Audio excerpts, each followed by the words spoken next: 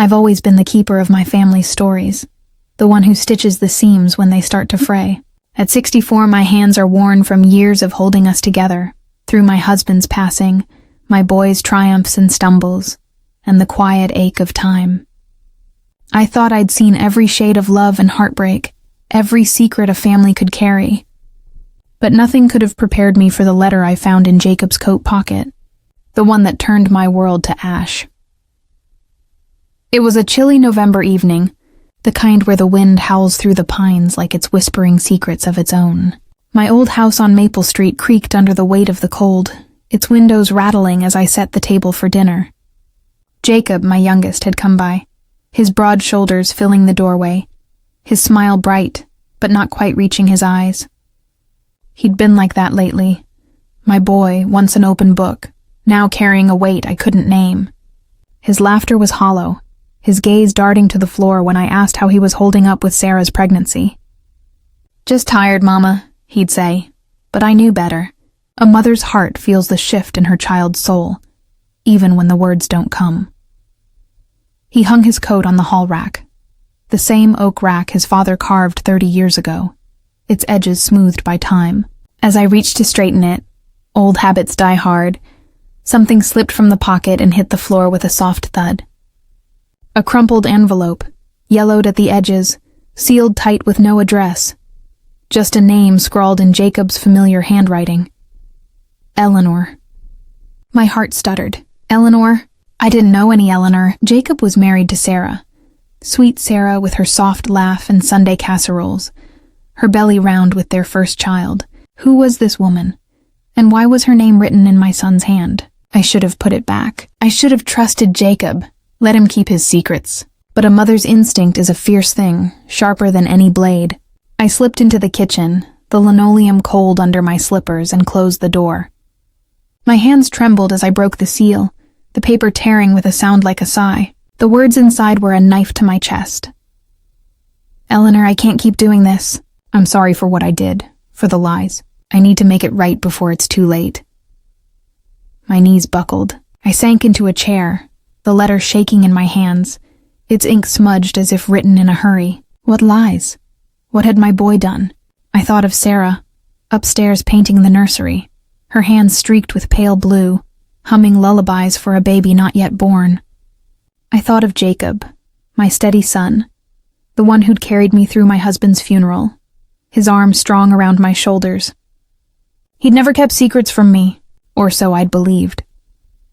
The house was quiet, save for the tick of the grandfather clock and the distant hum of Sarah's voice. I sat there, the letter burning my palms, my mind racing. Who was Eleanor? A lover? A friend? The word lies echoed, each syllable a splinter in my heart. I wanted to storm upstairs, demand answers, but Sarah's laughter floated down, soft and unaware. I couldn't break her peace, not yet. I waited until she was asleep, the house wrapped in the stillness of midnight. Jacob was in the living room, flipping through an old photo album, his face lit by the glow of the lamp. Jacob, I whispered, holding up the letter, my voice steady despite the storm in my chest. Who's Eleanor? His face drained of color, his eyes wide like a boy caught stealing cookies. Mama, you weren't supposed to see that. Tell me, I said, my voice steel now, though my heart ached. Who is she, and what lies are you talking about? He sank onto the couch, head in his hands. His shoulders slumped like the weight of the world had settled there. Eleanor's my sister. The room spun. Sister? I had 2 children, Jacob and his brother Caleb, who'd moved to Seattle years ago, chasing a tech job and a life far from our small town. No sister. Jacob, what are you talking about? My voice cracked, betraying the calm I'd tried to hold. He looked up, his eyes red, tears brimming but not falling. Dad had an affair, Mama, before I was born. Eleanor's my half-sister. I found out last year after Dad's funeral. She reached out, sent me a letter. She wanted to meet. I didn't know how to tell you. My heart cracked, a fault line splitting open. My husband, Henry, gone 5 years, his memory a warm light I'd clung to through the lonely nights. An affair? The word felt foreign. A betrayal that didn't fit the man who'd kissed my forehead every morning, who'd built this house with his hands. Why didn't you tell me? I asked, my voice barely a whisper. I couldn't, Jacob said, his voice breaking. You were still grieving Dad, and Sarah. She's been so fragile with the pregnancy. I didn't want to hurt either of you.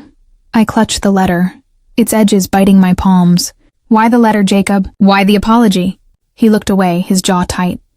I met her, Mama, last month in secret. She's angry. She says Dad abandoned her, left her mother with nothing. I didn't believe her at first. I got defensive, said things I regret, called her a liar, told her to stay away. Now she's threatening to come here, to tell Sarah everything. My blood ran cold. Threatening how? Jacob's voice dropped to a whisper. She says she'll show up, tell Sarah about Dad, about me paying her to stay quiet. I gave her money, Mama, to keep her away, but she keeps asking for more.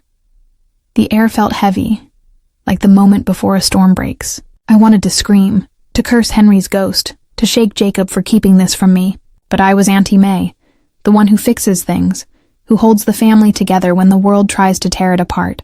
We'll handle this, I said, my voice firm despite the tremble in my hands. Together. The next week was a blur of sleepless nights and whispered plans.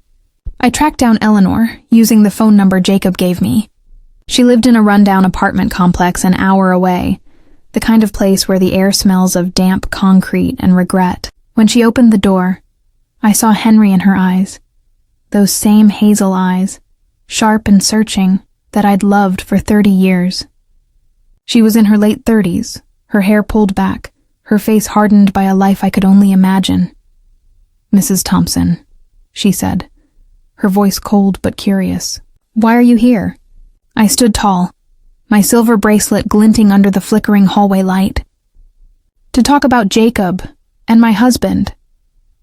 She let me in, her apartment sparse but tidy, a single photo on the mantel, her as a child, with a woman who must have been her mother. She told me everything. How Henry had loved her mother before we met, how he'd left when she was pregnant, promising to return but never did. Eleanor grew up with nothing, while my boys had a home, a father, a life. Her pain was raw, a wound that hadn't healed, and I felt my anger at Henry soften, replaced by a deep ache for this woman, my husband's daughter. Your family, I told her, my voice steady. But you don't hurt my son, she laughed, bitter. Family? I was never family to him. Or to you. You could be, I said, surprising myself. But not like this. Not with threats. We talked for hours, the air thick with years of unspoken truths. I saw her anger wasn't just at Henry. It was at the life she'd been denied. I offered her a place in our family, not with money, but with time, with care, on my terms. She hesitated, her eyes searching mine, and I saw a flicker of hope. Back home, I sat Jacob and Sarah down. The truth came out in halting words, tears, and long silences. Sarah was hurt, her trust shaken, but she held Jacob's hand, her love stubborn despite the pain. We'll figure it out, she said, her voice soft but strong. I watched them, my heart breaking and mending all at once. Love is messy, I thought. It's not the Sunday casseroles or the nursery's pale blue walls. It's choosing to stay, even when the truth cuts deep. I burned the letter in the backyard, the smoke curling into the November sky like a prayer. Eleanor came to dinner a month later, her presence awkward but a start. She and Sarah talked, tentative but kind, and Jacob's smile was real again. But Eleanor's eyes still haunt me, a reminder that some secrets don't stay buried. And as I stood by the fire, watching the ashes scatter, I couldn't shake the feeling that this wasn't the end. The weeks that followed were a delicate dance. Eleanor visited again, bringing a photo album of her mother, stories of a life I'd never known. I saw Henry in those pages, younger, carefree, and my heart ached for the man I'd loved and the choices he'd made. Jacob and Sarah welcomed their daughter, Lily, into the world, her tiny cries filling the house with hope. But Eleanor's presence was a shadow, a reminder of the past we couldn't erase. One night, as I rocked Lily to sleep, Jacob came to me, his face heavy. "Mama," Eleanor called. "She's struggling again. She needs help. I nodded, my heart heavy but resolved. We'll help her, Jacob. She's family. And so we did, helping with rent, offering support, building a bridge where there'd been a chasm. It wasn't easy, and trust came slowly, but love, I learned, is a stubborn thing. It grows in the cracks, even when the ground feels broken. The letter was gone, but its truth lingered. A scar we'd all carry. And as I held Lily, her tiny hand curled around my finger, I knew we'd keep fighting for each other, no matter what secrets the wind might carry. The rain fell in relentless sheets, drumming against the window panes of the old Victorian house on Elm Street. Elena stood by the kitchen sink, her hands submerged in soapy water, scrubbing a plate that was already clean. It was a ritual, this mindless task, a way to drown out the thoughts that clawed at her mind. Across the room, Marcus sat at the dining table, his eyes glued to his laptop, fingers tapping away at medical reports. He looked every bit the dedicated surgeon, strong jaw, salt and pepper hair, a man who saved lives daily. But Elena knew better. She knew the truth buried beneath that facade, a truth that had bound her in silence for a decade. It started 10 years ago, on a night much like this one. They were young then, newly married, full of dreams. Marcus had been driving home from a late shift at the hospital when a drunk driver swerved into their lane. The crash was violent, metal twisting with a scream. In the chaos, Marcus had fought back, and in a moment of desperation, he had gone too far. The other driver lay motionless, and Marcus, panic-stricken, had begged Elena to say nothing. "It was self-defense," he whispered, blood on his hands. "But they'll never believe it." "Please, Elena, for us." She had agreed, her love for him overriding everything. They cleaned up, reported it as a hit and run, and moved on. Or so they thought. The silence grew, a tumor in their marriage, feeding on guilt and unspoken fears. Now, with their daughter Lily turning 8, the past was resurfacing. A letter had arrived that morning, anonymous, with words that chilled her. "I know what he did. Silence has a price." Elena dried her hands, her heart pounding. "Marcus," she said softly, her voice barely above the rain's murmur. "We need to talk." He looked up, his eyes weary. "Not now, love. I'm swamped with this case." "It's important," she insisted, stepping closer. The kitchen light cast long shadows, making his face look gaunt. He sighed, closing the laptop. "What is it?"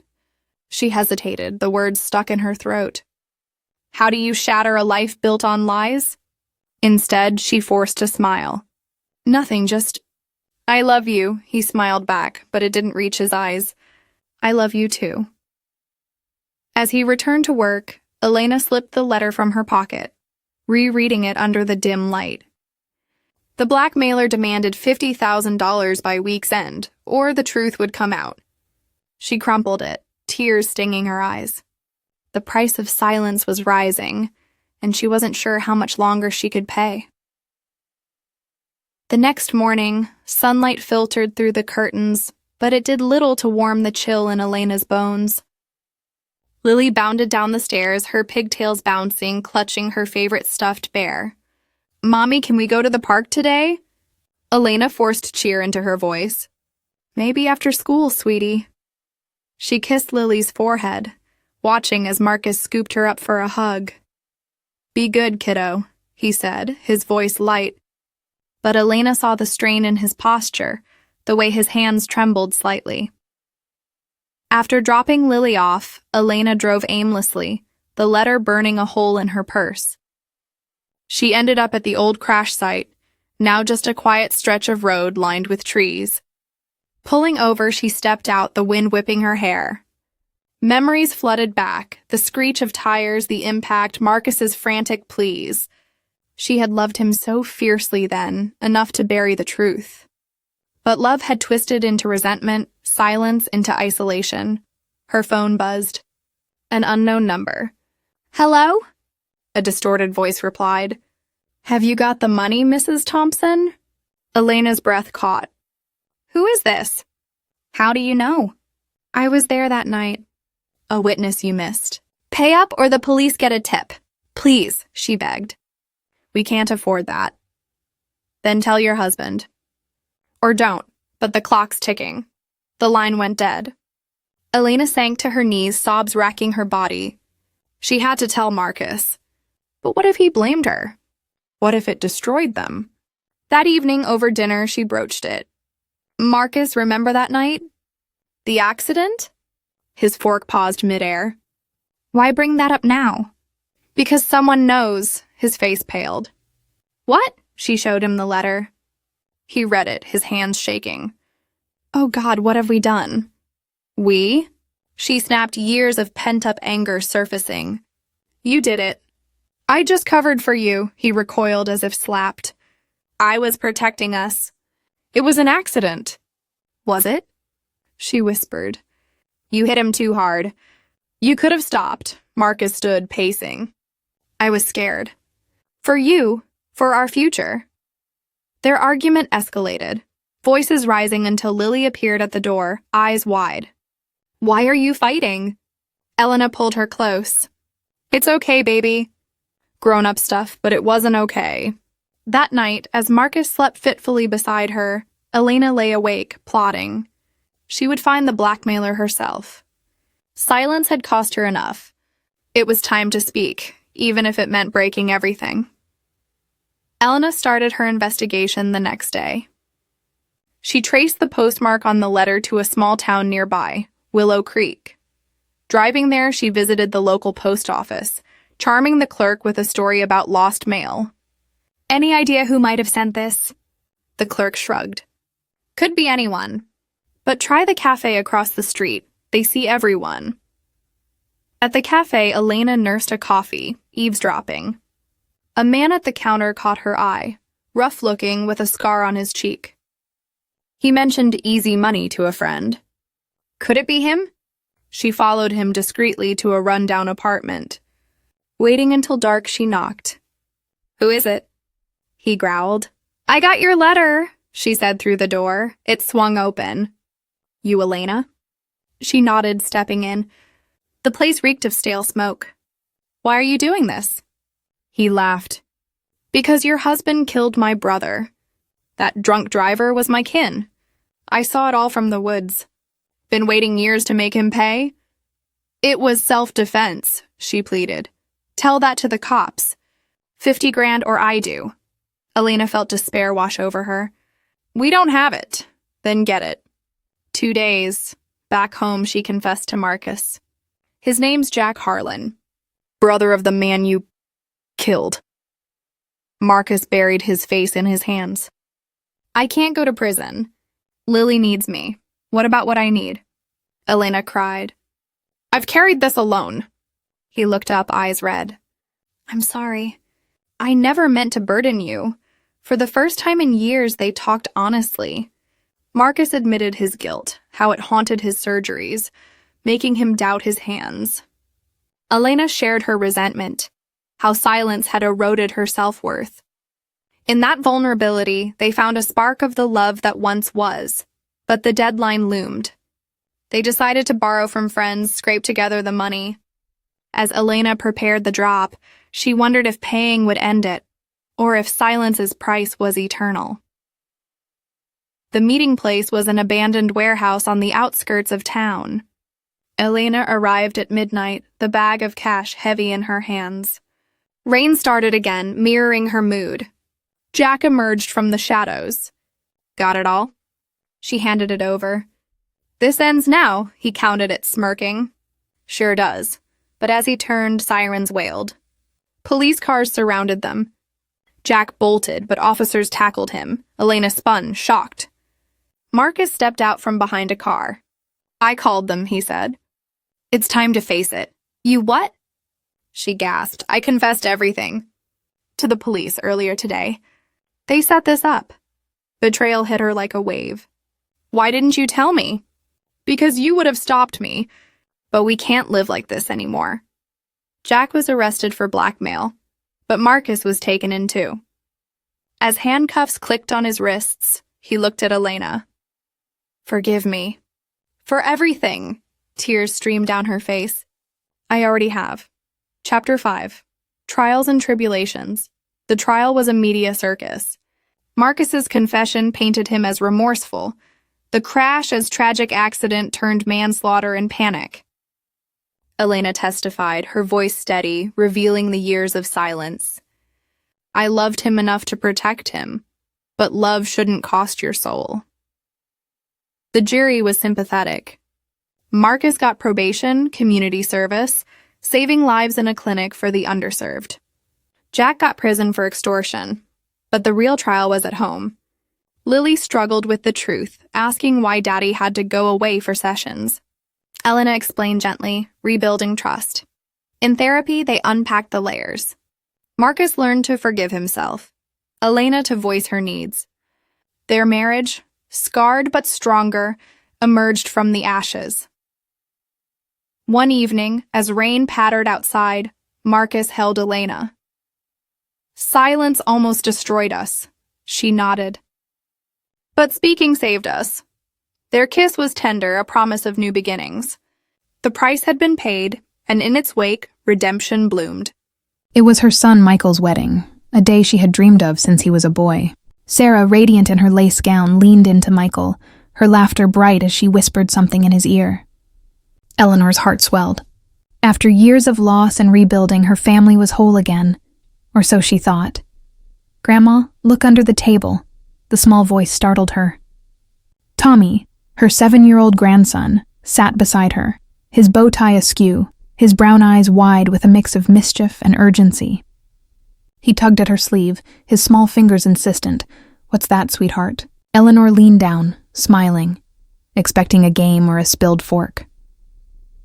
"Under the table," he whispered again, his voice barely audible over the band's rendition of a classic love song.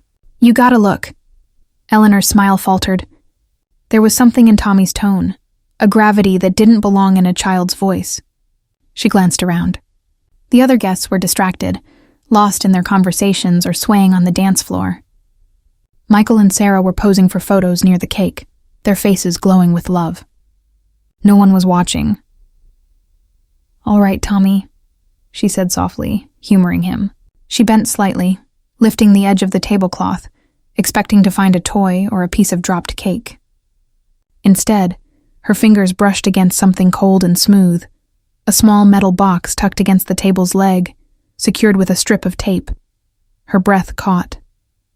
The box was no larger than a pack of cards, its surface tarnished but engraved with a faint design, a rose entwined with thorns.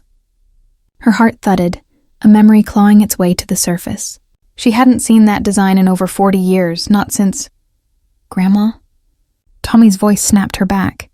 He was staring at her, his expression unreadable. "Did you find it?" Eleanor's hands trembled as she pulled the box free, careful not to draw attention. She tucked it into her purse, her mind racing. "Yes, sweetheart," she whispered. "I found it."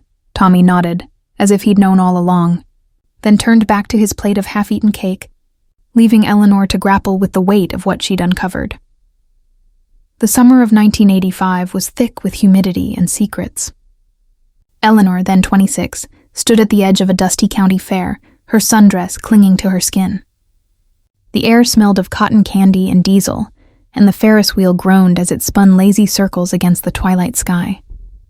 She was waiting for David, her heart pounding with the reckless hope of youth. David was everything her small-town life wasn't: wild, charming, and dangerous. His leather jacket smelled of smoke, and his smile promised trouble. They'd met 3 months earlier at a diner where she waitressed, and he'd slipped into her life like a storm she couldn't outrun. He wasn't like the other men in town, with their predictable dreams of steady jobs and white picket fences. David wanted more: freedom, adventure, a life unbound by rules. That night, he'd promised her something big. "Meet me by the Ferris wheel," he'd said, his voice low and urgent over the phone. "I've got a plan, Ellie. For us."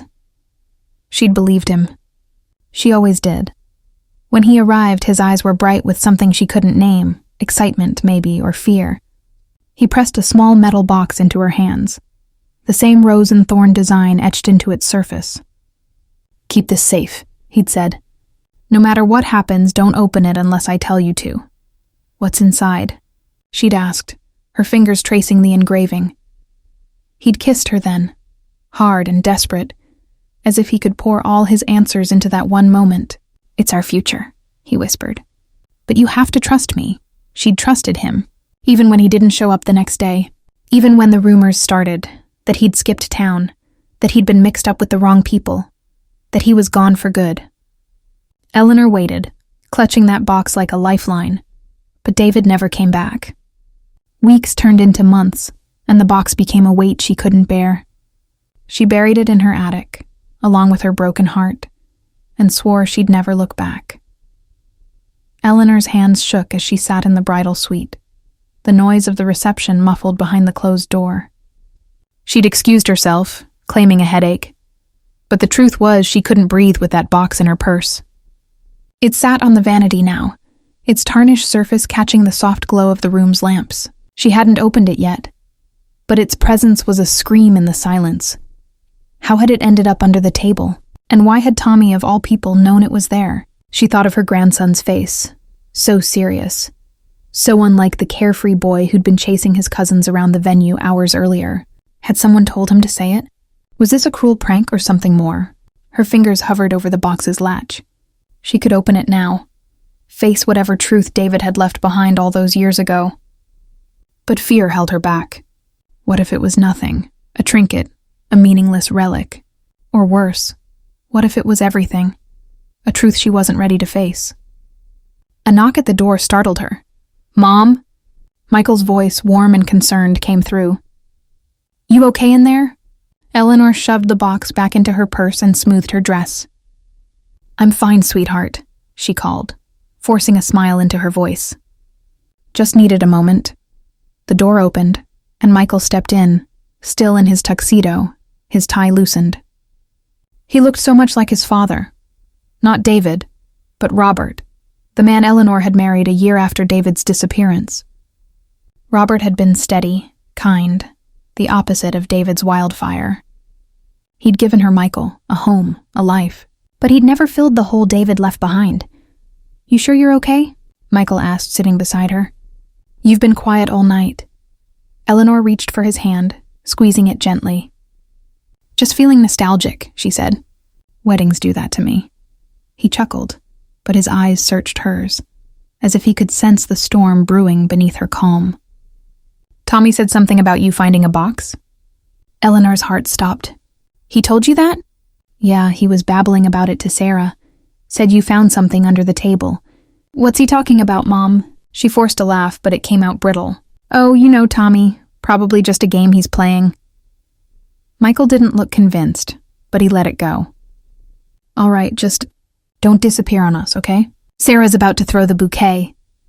"I'll be there," Eleanor promised, her voice steady even as her mind churned. When Michael left, she opened her purse and stared at the box again. She couldn't ignore it any longer. Whatever was inside, it had found her after 40 years. It was time to face it. The box opened with a soft click, revealing a folded piece of paper and a small, tarnished key. Eleanor's hands trembled as she unfolded the note, David's handwriting instantly recognizable despite the decades. The ink was faded, but the words were clear. "If you're reading this, I'm either gone or I failed you. I wanted to give you the world, but I got in too deep." The key opens a safety deposit box at First National in Chicago. Number 472. "Everything I promised you is there. Our future, our freedom. If I don't come back, take it and run. Don't look for me. You deserve better than my mistakes. Yours, always." David. Eleanor's breath hitched. A safety deposit box? Chicago? David had been involved in something dangerous. She'd known that much even then. Whispers of debts, shady deals, men who didn't play by the rules. But this was a lifeline he'd left her, a promise he'd tried to keep. She clutched the key, her mind racing. Chicago was a 6-hour drive. She could go now, slip away while the reception carried on. But what would she find? Money? Stolen goods? Or just another dead end? And Tommy, how had he known? She needed answers, and she needed them now. She found him in the corner of the ballroom, playing with a toy car while his cousins danced. "Tommy," she said softly, kneeling beside him. Who told you about the box? He didn't look up, his focus on the car's wheels. The man. Eleanor's blood ran cold. What man? The one by the tree outside. He said you'd know what it was. Her heart pounded as she followed Tommy's gaze to the floor-to-ceiling windows that overlooked the venue's garden. The night was dark, the trees swaying in the breeze, but there was no one there.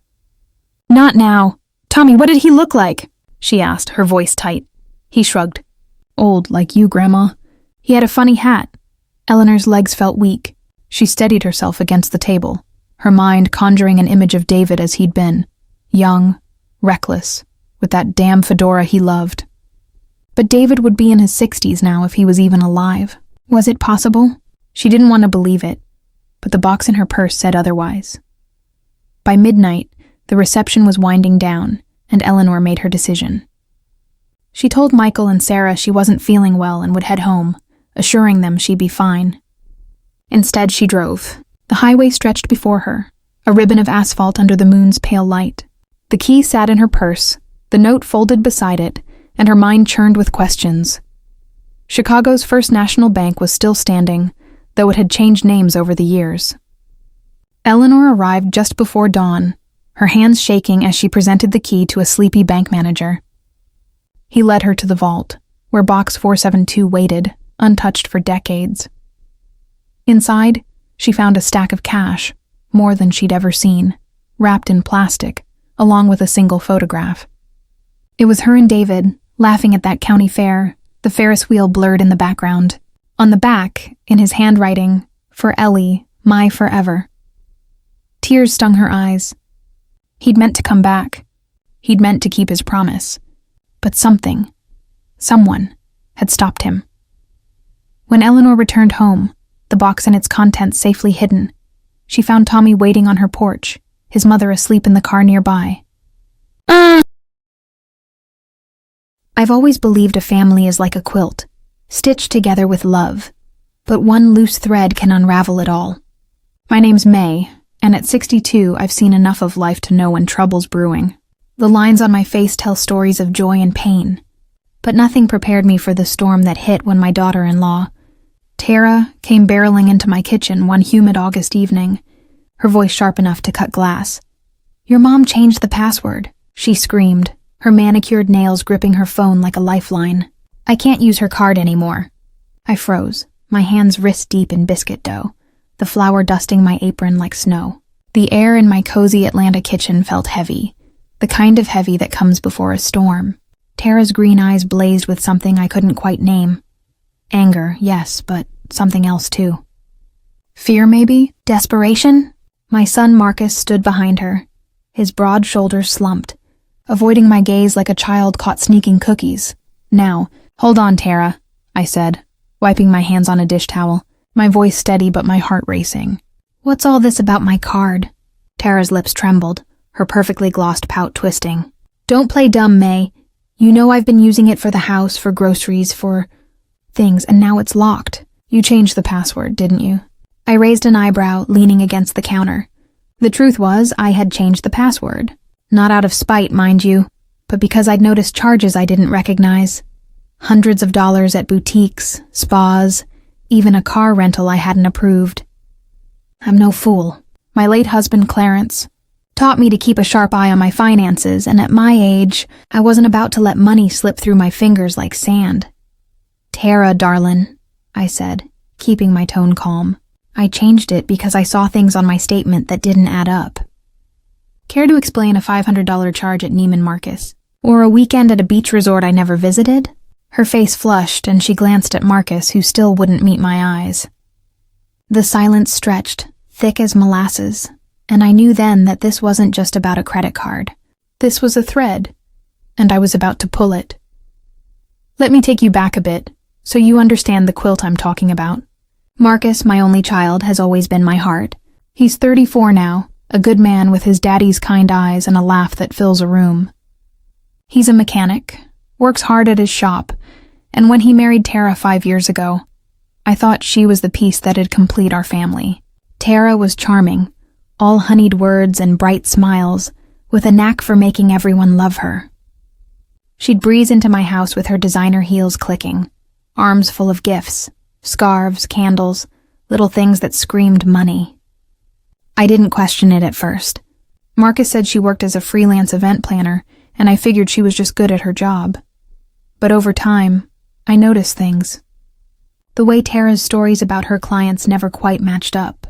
The way she'd dodge questions about her family, her past, and the way Marcus started to change. Quieter, tenser, like a man carrying a weight he couldn't share. I'd ask, "Son, you okay?" And he'd flash that smile, say, "I'm good, Mama." But his eyes told a different story. Then there was the money. I'd given them access to one of my credit cards after their wedding, just to help with household expenses while they got settled. Clarence left me comfortable, not rich, but enough to share with my boy. At first it was small things, groceries, a utility bill, but lately the charges had grown, and my gut told me something was wrong. Back in the kitchen, Tara's voice dropped to a hiss. "You're accusing me of stealing, May? After everything I've done for this family?" "I didn't say stealin'," I replied, folding my arms. "I said things don't add up. Now, why don't you tell me what's going on?" Marcus finally spoke, his voice low. "Mama, let's just drop it, okay? It's a misunderstanding."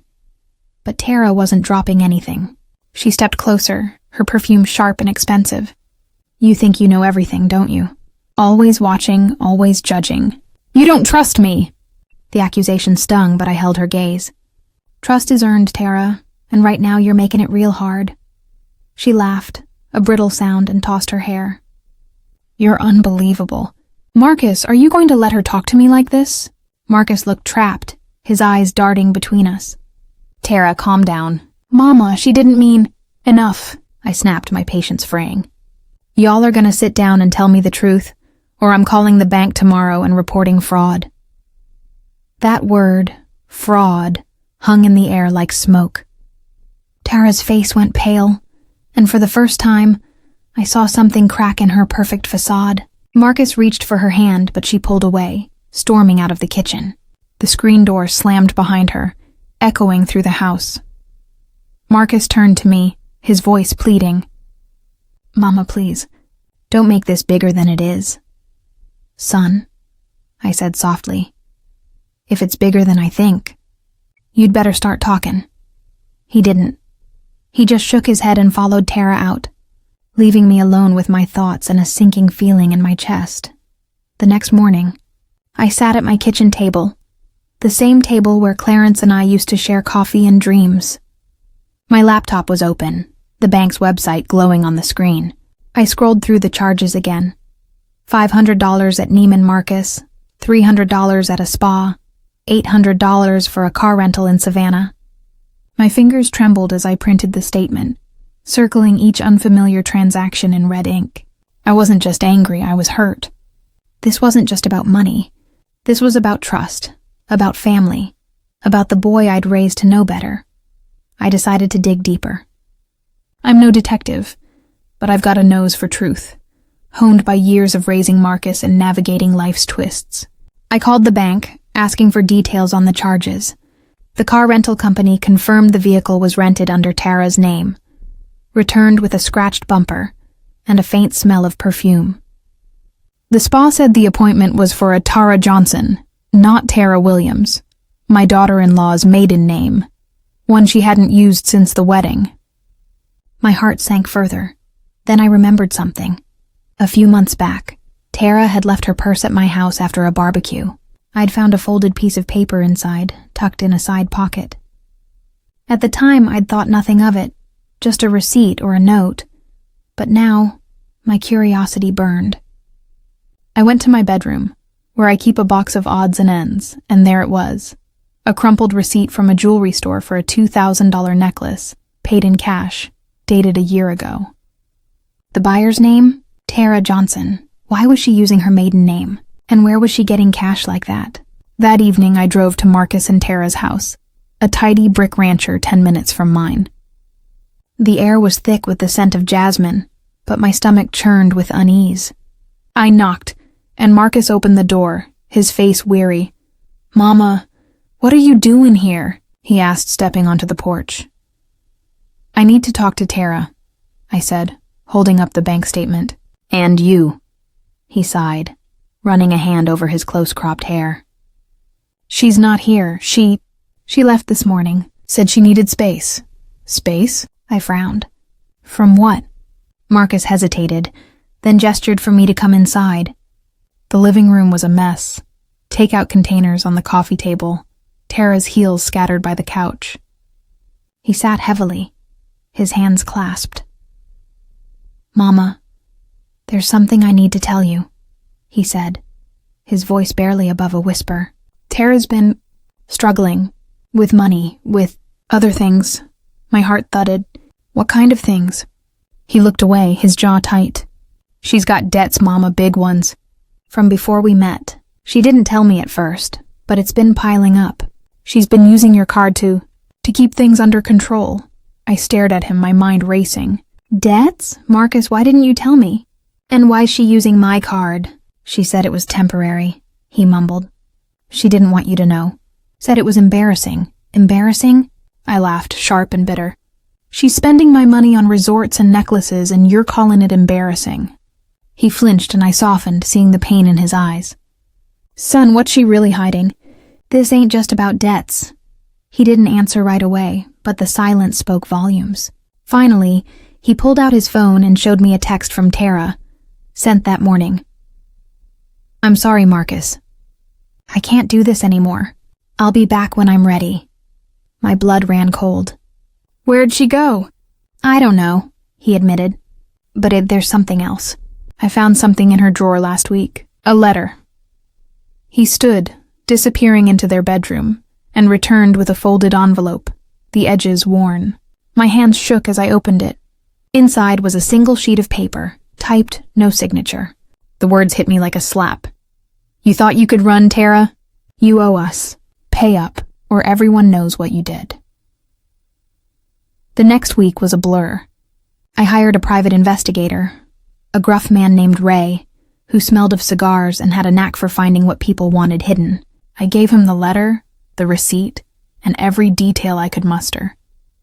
Marcus was a wreck, barely eating, jumping every time his phone buzzed. I tried to be strong for him, but my own heart was breaking.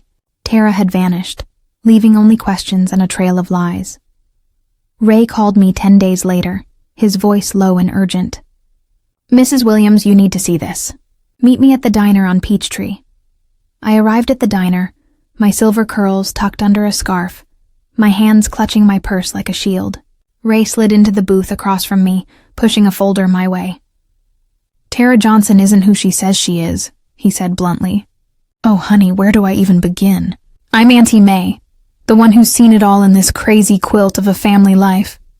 Weddings that sparkle like diamonds, funerals that drench the soul in rain, and secrets that simmer just below the surface until they boil over and scald everyone in sight. I've raised my boy James to be a good man, strong and kind, the kind who opens doors and remembers anniversaries. And when he brought home Sophia, with her bright eyes and that laugh like tinkling bells, I thought, Lord, you've blessed us. She fit right in, helping in the kitchen, sharing stories of her own kin, making our home feel fuller than it had since my husband passed. But families, they're like old houses, full of creaks and hidden compartments you don't notice until something shifts. It was a crisp autumn afternoon, the kind where the leaves crunch underfoot and the air smells of wood smoke. Sophia and James were planning a weekend getaway, just the two of them, to rekindle that spark after a tough year at his job. I offered to help her pack, being the nosy but well-meaning mother-in-law that I am. Auntie May, she said with a smile, you're a lifesaver.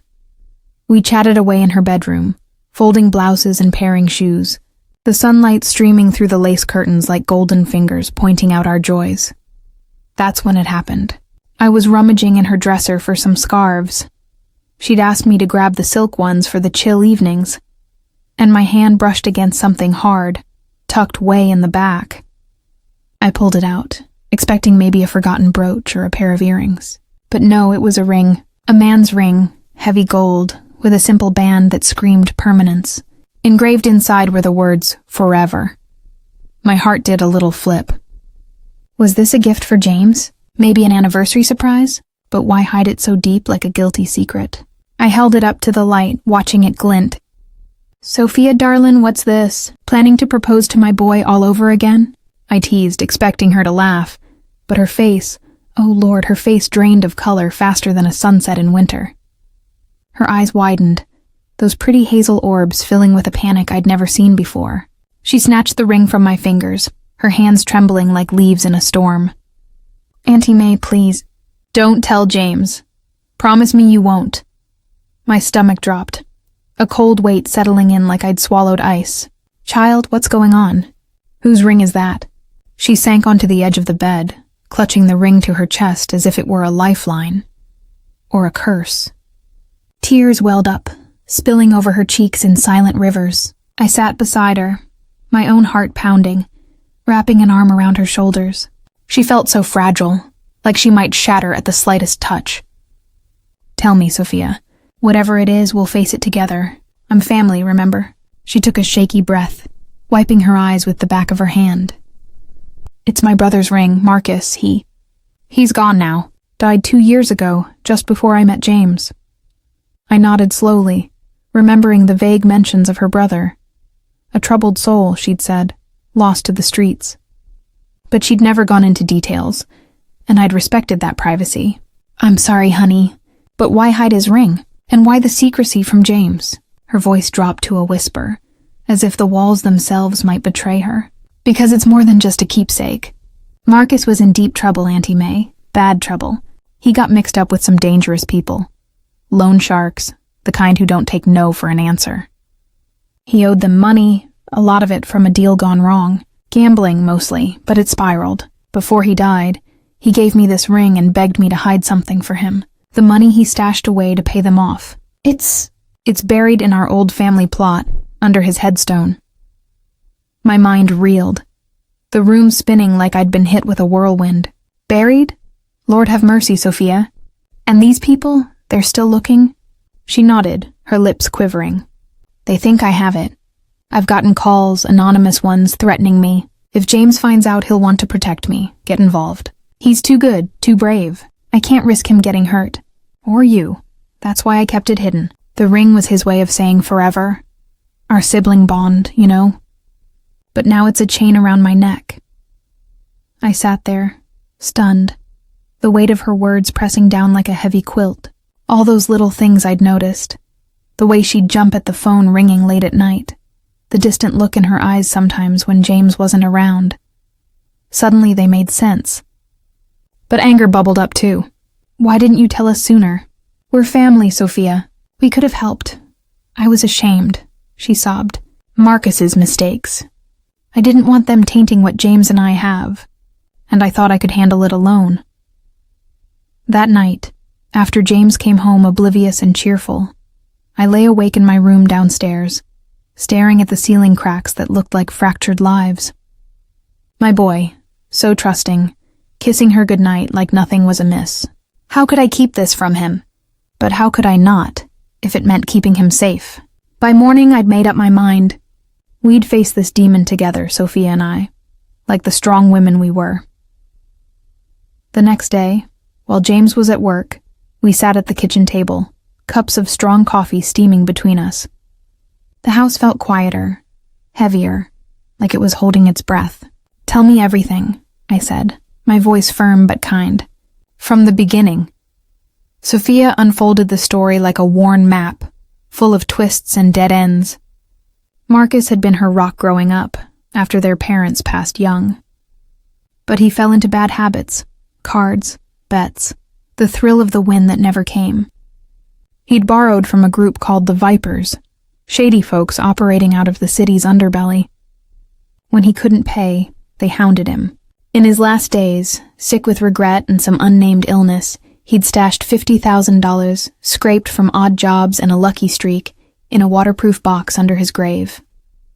The ring was the key, literally. It had a tiny engraving with coordinates only she knew how to read.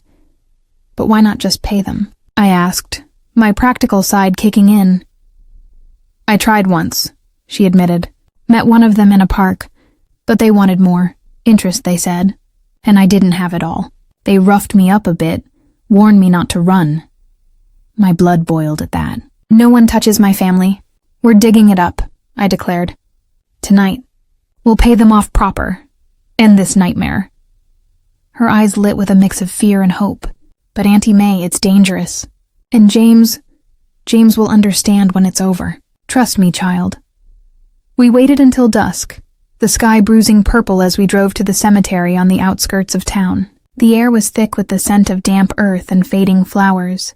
My old bones protested as we knelt by Marcus's headstone, a simple granite slab etched with beloved brother. Sophia used a small shovel from the trunk, her hand steady despite the tears. I held the flashlight, its beam cutting through the gathering dark like an accusatory finger. As she dug, memories flooded me, my own secrets, buried long ago. I'd once hidden a truth from my husband about a lost child, a miscarriage I blamed on myself. Silence can be a poison, slow and sure. You're brave, Sophia, I whispered. Braver than you know. The box emerged, crusted with soil, a relic from a haunted past. Inside, bundles of cash, musty but intact, and tucked beside them, a letter from Marcus. Sis, forgive me. Use this to start fresh. Love forever. We drove back in silence, the weight of the money like a third passenger. But peace? That was fragile. The next step was the payoff. Sophia arranged a meet through a burner phone. Midnight. An abandoned warehouse by the river. I insisted on coming. 2 heads are better than 1, and I've got pepper spray older than you. The warehouse loomed like a skeleton in the moonlight, wind whistling through broken windows. We waited in the shadows, hearts hammering. Footsteps echoed. 2 men, burly and shadowed, eyes like sharks. You got it? The leader growled, a scar twisting his lip. Sophia handed over the bag. All of it, plus extra. We're done. He counted, nodded. Smart girl. But next time, there won't be a next time. I stepped forward, my voice steel. You leave her be, or I'll make sure the cops know every viper nest in this city. They laughed, but there was unease. Old lady's got fire, one muttered. They took the money and vanished into the night. Back home, as dawn crept in, Sophia hugged me tight. Thank you, Auntie May. I couldn't have done this without you. We told James the next morning, parts of it softened. He was shocked, hurt by the secrecy, but his love for Sophia shone through. We're in this together, he said, pulling us both close. The ring? Sophia wears it now on a chain, a symbol not of burden, but of bonds unbreakable. I learned that day that secrets can chain us, but sharing them sets us free. Love means carrying each other's loads, even when they're heavy as gold. And in our family, we've got shoulders strong enough for it all. But wait, child, that's not the full twist. Weeks later, a letter arrived. No stamp, just our address. Inside, a note. Thanks for the payout. But Marcus owed more than money. Watch your back. My blood froze. Was it over, or just beginning? I confronted Sophia again, in the quiet of the afternoon. What else aren't you telling me? She sighed, defeated. Marcus, he didn't just gamble. He informed on them to the cops, trying to get out. That's why they killed him, made it look like an overdose. The money was hush money, but they suspect I know too much. Lord, the revelations kept coming. We went to the police that day, spilling everything. Detectives listened, nodded gravely.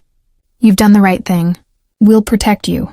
Oh, child, if you only knew the weight of secrets that families carry, like invisible chains binding us together, or tearing us apart. I'm Auntie May, and I've lived long enough to see the cracks in even the strongest bonds. But nothing prepared me for what I uncovered in my own home. It started innocently enough.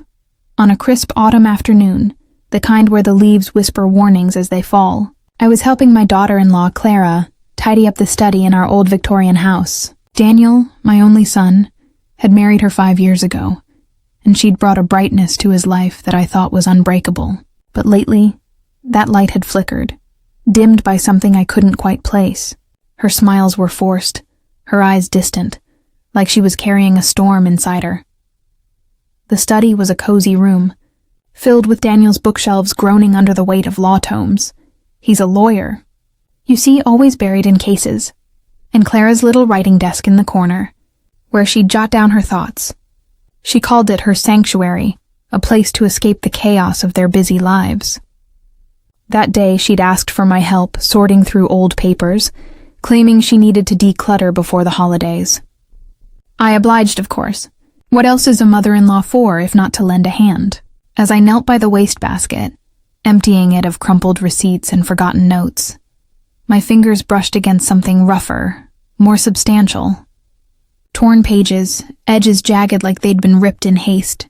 Diary pages from the look of them, handwritten in Clara's elegant script, the ink smudged in places as if tears had fallen while she wrote. I shouldn't have looked. Lord knows privacy is sacred in a family. But curiosity, that sly devil, whispered in my ear. The top fragment caught my eye. I can't tell him. It'll destroy us. My breath caught in my throat. Destroy us? Who was him? Daniel. My heart pounded like a drum in my chest, echoing through the quiet room. Clara was upstairs, humming faintly as she folded linens, oblivious to my discovery. I glanced around, guilt prickling my skin, but I couldn't stop myself. I smoothed out the pages on the desk, piecing them together like a forbidden puzzle. The words leaped out at me, each one a dagger. He's back. I thought I'd escaped. But he knows where I am now. The call started last week. Anonymous. But I recognize his voice. That low growl that used to make me shiver. What if he tells Daniel everything? The lies I've built this life on. They'll crumble. Who was he? My mind raced through possibilities. An old flame? A criminal from her past? Clara had always been a mystery to me. She'd come into our lives like a fresh breeze, with her warm laugh and kind eyes, but she rarely spoke of her life before Daniel. Born in a small town up north, she'd said. Orphaned young, worked her way through college. Simple, unremarkable. Or so I thought. I stuffed the pages into my apron pocket, my hands trembling. The air in the study felt thicker, heavier, charged with unspoken truths. I finished the cleaning in a daze, my mind swirling with questions. That evening over dinner, I watched Clara closely. She pushed her food around her plate, barely eating, while Daniel chatted about his latest case. You okay, love? He asked her, reaching for her hand. She nodded, forcing a smile that didn't reach her eyes. Just tired, she murmured. After they retired to bed, I sat in my rocking chair by the window, the pages burning a hole in my pocket. The moon cast silvery light over the garden, but inside me shadows grew. I unfolded them again, reading deeper. The entries dated back months, sporadic confessions of fear and regret. I never told Daniel about Marcus. How could I? He was my first love, but he turned into a monster. Controlling, jealous, violent. I ran away, changed my name, started over. But now he's found me. He wants money, or he'll expose it all. Marcus. The name sent a chill down my spine. Violence? My sweet Clara, entangled with someone like that. And she'd hidden it from Daniel, from all of us. I thought of my son, so trusting, so devoted. This could shatter him. But as Auntie May, I've always believed in facing the storm head on. Secrets fester like wounds. Better to clean them out, even if it hurts. The next morning, I couldn't hold it in any longer. Daniel had left for work early, leaving Clara and me alone in the kitchen. The scent of fresh coffee mingled with the tension in the air. I pulled out the pages, laying them on the table like evidence in one of Daniel's trials. Clara, honey, I said, my voice steady despite the quake in my soul. We need to talk. Her face paled when she saw them, her mug slipping from her fingers and shattering on the floor. Hot coffee splashed across the tiles, but neither of us moved. Auntie May, how? She whispered, her eyes wide with horror. I found them in the trash. I didn't mean to pry, but, child, what is this? Who is Marcus? She collapsed into a chair, burying her face in her hands. Sobs racked her body, deep and guttural, like years of pent-up pain finally breaking free. I knelt beside her, wrapping my arms around her slender frame. She felt so fragile, like a bird with broken wings. Please, she begged through tears, don't tell Daniel. It'll ruin everything. I held her tighter, rocking her gently as I had Daniel when he was a boy. Shh, now, tell me everything. From the beginning. We'll figure this out together. And so she did, her voice halting at first, then pouring out like a river bursting its banks. Clara, whose real name, she confessed, was Elena, had grown up in a rundown neighborhood where dreams were as scarce as opportunities. She'd met Marcus at 18, dazzled by his charm and promises of a better life. But soon the facade cracked. Jealous rages, bruises hidden under long sleeves, isolation from friends and family. He said he loved me, she whispered, but it was possession, not love. I tried to leave once and he put me in the hospital. My blood boiled at the thought. How dare some man lay hands on her? I stroked her hair, graying at the temples like mine, though she was half my age. Go on, child. She escaped one night, she said, with nothing but a backpack and a bus ticket. Changed her name, moved states, built a new life. Met Daniel at a coffee shop, fell in love for real this time. He's everything Marcus wasn't, kind, supportive, but I couldn't tell him. What if he saw me differently? What if he thought I was damaged goods? I cupped her face, wiping away her tears. You're not damaged, Clara, you're a survivor, but secrets like this, they eat at you. And now this Marcus is back? She nodded, her eyes haunted. He tracked me down through an old friend. Demands money to keep quiet, says he'll tell Daniel, ruin my reputation. I've been paying him small amounts, but it's never enough. Anger surged through me, hot and fierce. No one threatens my family.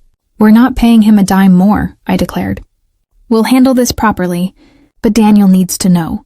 Her panic flared. No, Auntie May, please. He'll leave me. He won't, I assured her, though doubt gnawed at me. Daniel was a good man, but prideful. Still, love like theirs deserved truth. Trust me. I raised him right. That afternoon, we sat Daniel down in the living room, the torn pages between us like a bridge, or a barrier. Clara clung to my hand as she recounted her story, her voice trembling. Daniel listened, his face shifting from confusion to shock to fury, not at her, but at Marcus. Why didn't you tell me? He asked, hurt lacing his words. I was afraid, she admitted, tears flowing anew. He pulled her into his arms, holding her close. You never have to be afraid with me. We're in this together. Relief washed over me, but the battle wasn't over. Marcus had to be dealt with. I insisted we go to the police. Daniel's connections helped. We filed a restraining order, gathered evidence from Clara's old records, but Marcus was cunning. He showed up one evening, pounding on our door, reeking of desperation and cheap whiskey. You think you can hide forever, Elena? He snarled through the wood. Daniel opened the door, standing tall. Her name is Clara, and you're leaving now. Marcus laughed, a bitter sound. Or what? I'll tell everyone about her past, the lies, the debts she left behind. I stepped forward, my voice like steel. You'll do no such thing. We know about you, the assaults, the warrants. One call to the authorities and you're done. His bravado faltered, eyes darting. The police arrived minutes later, sirens wailing like justice's cry. Marcus was arrested, his threats silenced. In the weeks that followed, healing began.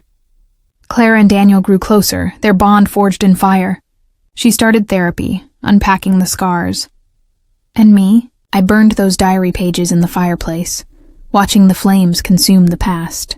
But the truth lingered, a reminder that love carries scars, yet it also mends them. Child, families are fragile things, built on trust and tested by trials. But with courage, we endure. If you've got secrets weighing you down, let them out, before they shake your core.